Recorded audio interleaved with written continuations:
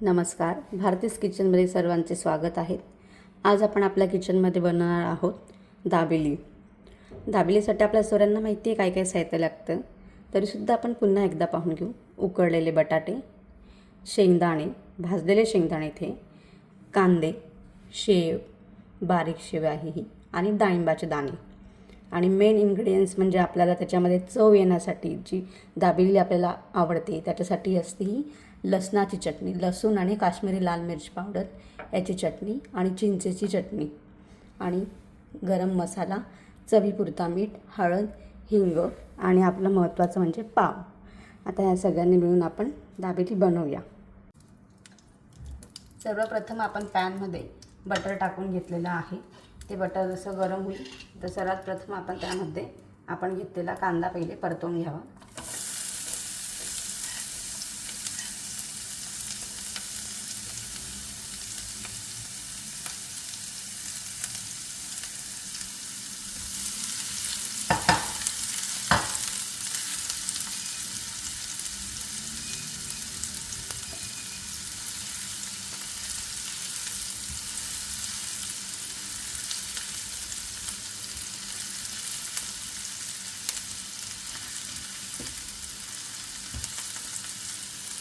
जसं जसं कांदा परतेल तसंच हे थोडंसं त्याच्यामध्ये आपण हिंग टाकून घ्यावा, थोडंसं लालसर झाल्यावरती।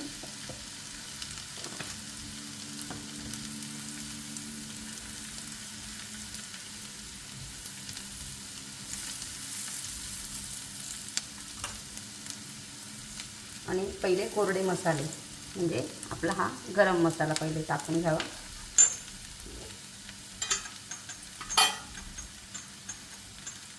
त्यानंतर आपण हळद टाकायची,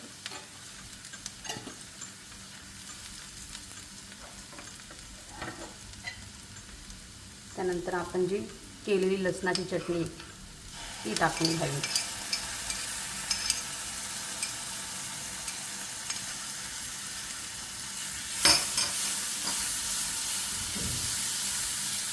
गॅस थोडा कमी असावा।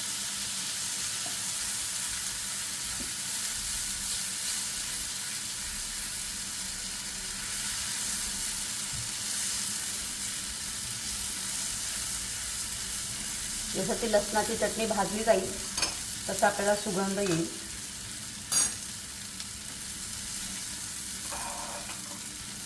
तो लसणाचा एक सुगंध आला की समजायचं की आपला मसाला तयार झालेला आहे।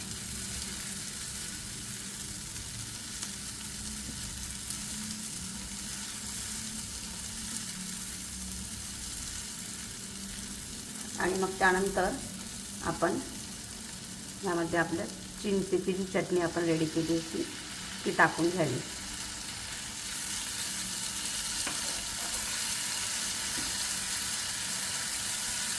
आणि चवीपुरता मीठ। हे थोडा वेळाचं परतवून घ्यावं व्यवस्थित।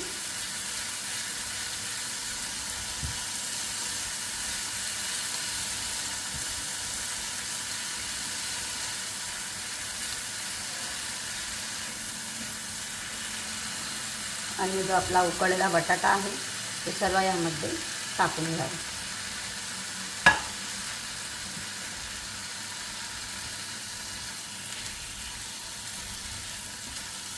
हे सगळं असं एकजीव करून घ्यावं।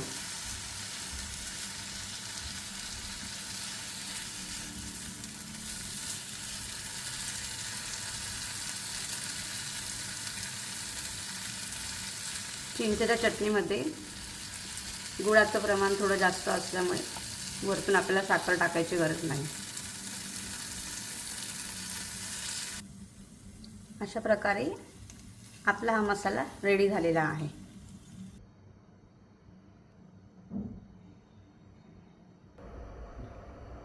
आता आपला जो मसाला रेडी झालेला आहे त्यासाठी सर्वात प्रथम आपण पावाला ही आपली हिरवी चटणी पुदिन्याची जी केलेली आहे ती लावून घ्यावी।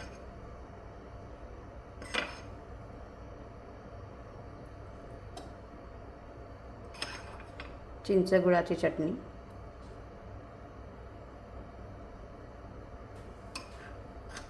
आणि आपला जो रेडी झालेला मसाला आहे तो याच्यात व्यवस्थित भरून घ्यावा.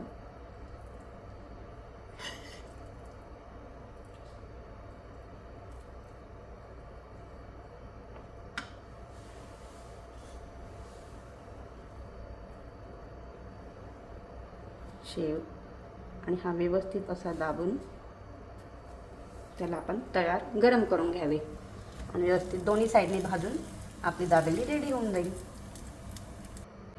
चला मग आपली गरमागरम चविष्ट दाबेली रेडी आहे. अशाच प्रकारचे व्हिडिओ पुन्हा पुन्हा पाहण्यासाठी भारतीज किचनला लाईक करा, शेअर करा आणि सबस्क्राईब करा. पुन्हा नवीन रेसिपीसोबत आपण भेटूया. धन्यवाद.